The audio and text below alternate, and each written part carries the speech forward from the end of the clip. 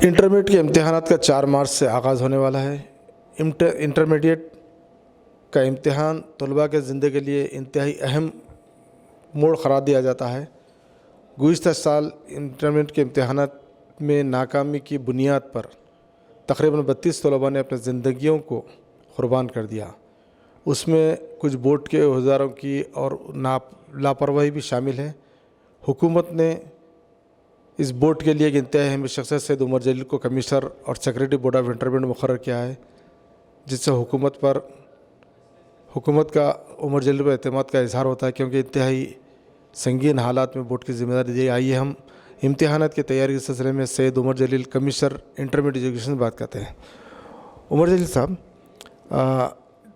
अभी तक आपके प्रैक्टिकल इम्तिहानात इंटरमीडिएट के मुकम्मल हो चुके हैं, तो कितने तलबा ने इसमें हिस्सा लिया और उसके इम्तिहानात कैसे किस अंदाज से हुए हैं?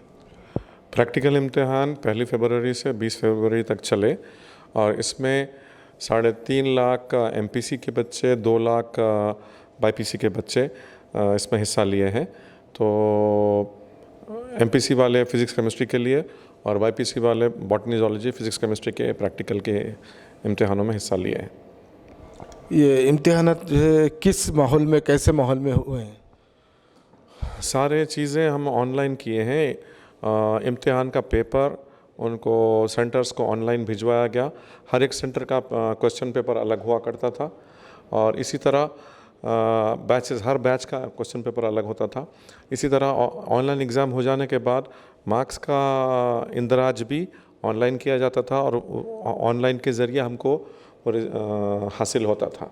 तो ये सारा प्रोसेस और उसका हॉल टिकट का जारी होना, प्रैक्टिकल के इम्तिहान ऑनलाइन कराना, ये सारी चीज़ें ऑनलाइन किए गए। तो अल्हम्दुलिल्लाह पूरी कामयाबी के साथ ये काम पूरा हुआ।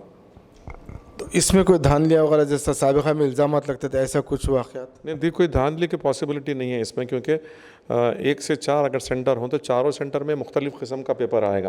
क्योंकि इसमें हम ऑनलाइन टेक्नोलॉजी इस्तेमाल कर रहे हैं, तो हर एक के लिए अलग मुख्तलिफ़ क्वेश्चन होता, तो एक दूसरे की मदद करने का मौका नहीं मिलता। हाँ, लोकली अगर किसी किस्म की कोई कुछ होए तो हो सकती है, लेकिन आइंदा साल से भी वो भी ख़त्म हो जाएगा, क्योंकि प्रैक्टिकल्स में भी जंबलिंग का इस्तेमाल किया जाएगा कि हर कोई जो स्टूडेंट्स है वो अपने सेंटर में नहीं लिख पाएंगे आइंदा साल से। अच्छा, तो उनके लिए सेंटर पे जो अलग और जंबलिंग सिस्टम थियरी के लिए होता है, उसी तरह प्रैक्टिकल के लिए भी अलग सेंटर होगा। अच्छा, अब ये तो मरहला प्रैक्टिकल हुआ, अब थ्योरी एग्ज़ाम 4 तारीख से स्टार्ट हो रहे हैं। इसमें जुमला कितने बच्चे खानगी कितने हैं और सरकारी कॉलेज के कितने हैं? कुल मिला के 9,65,839 बच्चे इस बार इम्तिहान में हिस्सा ले रहे हैं। इनके लिए 1339 सेंटर पर इम्तिहान लिया जाएगा और हम तकरीबन 25,000 से ज़्यादा इन्विजिलेटर इनके लिए अपॉइंट किए हैं। और what was your next question? के हाँ, ये सारे, हाँ, इसमें 2,70,000 के करीब गवर्नमेंट जूनियर कॉलेज और गवर्नमेंट सेक्टर कॉलेज के बच्चे हैं और 6,95,000 से ज़्यादा प्राइवेट सेक्टर प्राइवेट कॉलेजेस के बच्चे हैं। और इनके लिए जंबलिंग का इंतज़ाम किया गया है कि कोई भी लड़का अपने पर्सनल कॉलेज में इम्तिहान नहीं लिखेगा। हाँ, गवर्नमेंट के कुछ कॉलेजेस हैं उनको अलाउ किया गया है, चूँकि गवर्नमेंट के हैं तो उनको अपने सेंटर में लिखने की इजाज़त होगी, लेकिन बाकी सब बच्चों को मुख्तलिफ़ सेंटर्स में भेजा गया है ताकि कोई भी स्टूडेंट ये अपने पर्सनल कॉलेज में इम्तिहान ना लिखे। और वहाँ ये एक्सटर्नल जंबलिंग हुआ। इसके अलावा भी इंटरनल जंबलिंग भी ये होती है कि किसी सेंटर में आप जाएं तो एक कॉलेज के बच्चे एक ही जगह पे ना बैठें, इसी तरह एक सब्जेक्ट के बच्चे एक साथ ना बैठें। MPC के बाद BPC के बाद CEC के बाद ह्यूमैनिटीज़, इस तरह जंबलिंग की जाती है। तो ये सिस्टम अपनाया गया है और गुज़िश्ता सालों से लागू है और अब की बार भी वही सिस्टम के इस्तेमाल किया गया। जलील साहब, क्या आप इसके लिए जो है इमीडिएटली जाके चेक करने के लिए जो 4 टास्क फोर्स आप बनाते हैं, वो कितने टीमें फॉर्म की? हमारी जानिब से तकरीबन 250 से ज़्यादा फ्लाइंग स्क्वाड्स और सिटिंग स्क्वाड्स बनवाए गए हैं और ये लोग कंटिन्यूसली वो उनका मॉनिटरिंग करेंगे। इसके अलावा डिस्ट्रिक्ट एग्जामिनेशन कमेटी एक है, वो लोग भी घूमते रहेंगे। और हमारी तरफ से यहाँ हेड ऑफिस से, इंटरमीडिएट के हेड ऑफिस से चंद ऑफिसरों को रख के बाकी तमाम को हम डिस्ट्रिक्ट में भिजाते हैं।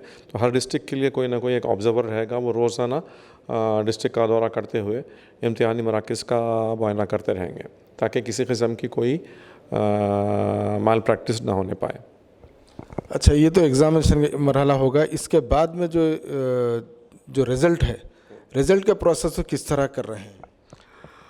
रिज़ल्ट की प्रोसेसिंग के लिए हम सेंटर फॉर गुड गवर्नेंस की खिदमत लिए हैं।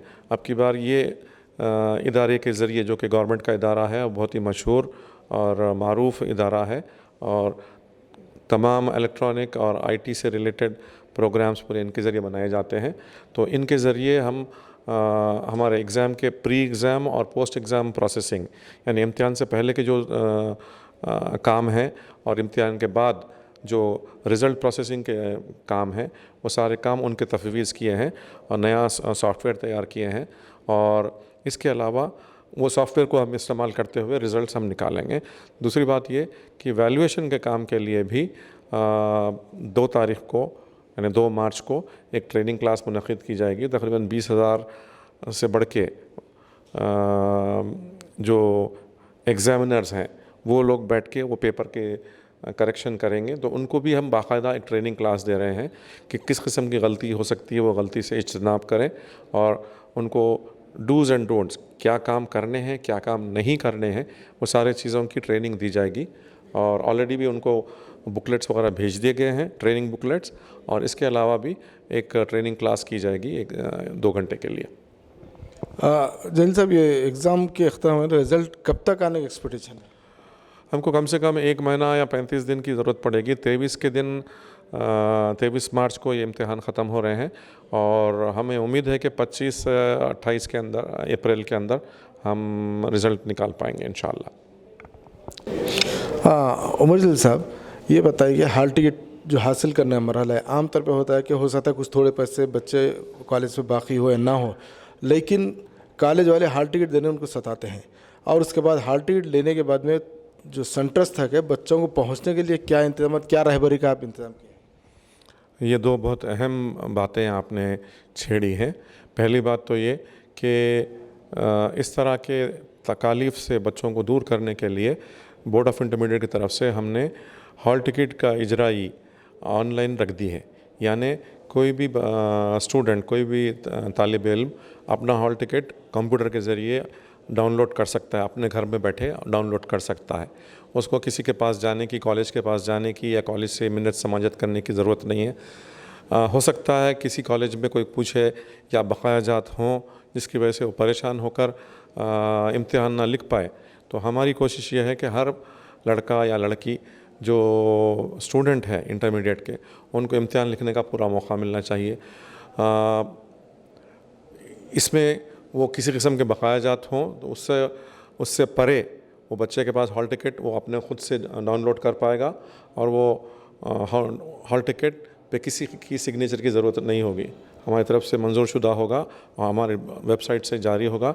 tsbie.cgg.gov.in इस वेबसाइट के ज़रिए वो अपना हॉल टिकट हासिल कर सकते हैं। मैंने आज ही डिस्ट्रिक्ट इंटरमीडिएट ऑफिसर्स को भी हुक्म दिया है कि उनके दफ्तर में कंप्यूटर अवेलेबल है, नेट कनेक्टिव अवेलेबल है। बच्चों को किसी किस्म की मुश्किल हो रही हो कॉलेज में, तो वो DIO के दफ्तर में जाके वहाँ से भी वो अपना हॉल टिकट हासिल कर सकते हैं, अगर उनके पास कंप्यूटर अवेलेबल नहीं है।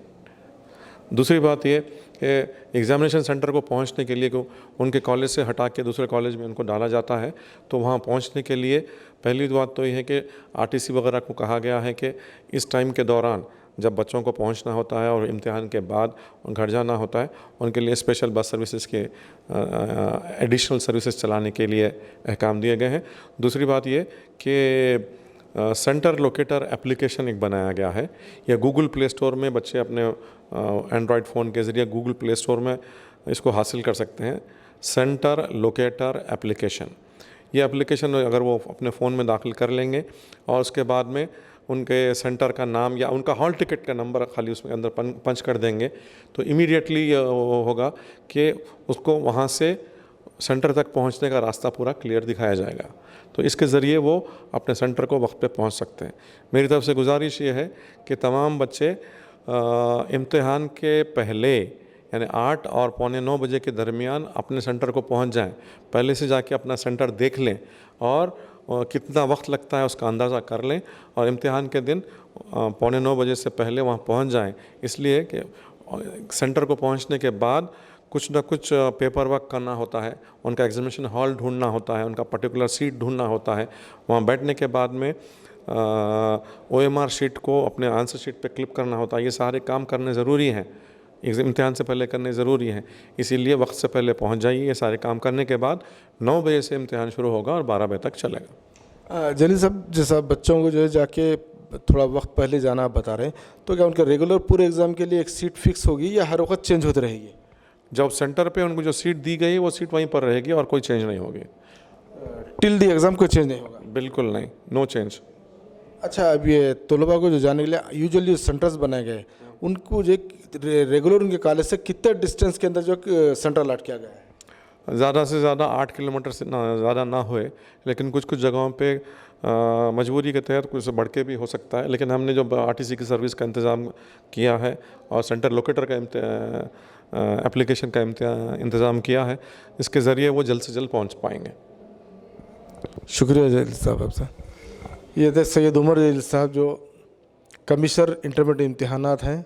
हुकूमत ने इन पर एतमाद करते हुए इस अहम तरीन ओहदे की जिम्मेदारी दी है। हमें उम्मीद है कि उमर जलील साहब, जिस तरह उनका नाम है, जिस तरह इससे पहले भी उनकी खिदमत है, यहाँ पर भी जारी रहेंगे। INN चैनल के लिए मैं हबीब अली जलानी, कैमरामैन मधु सदन के साथ।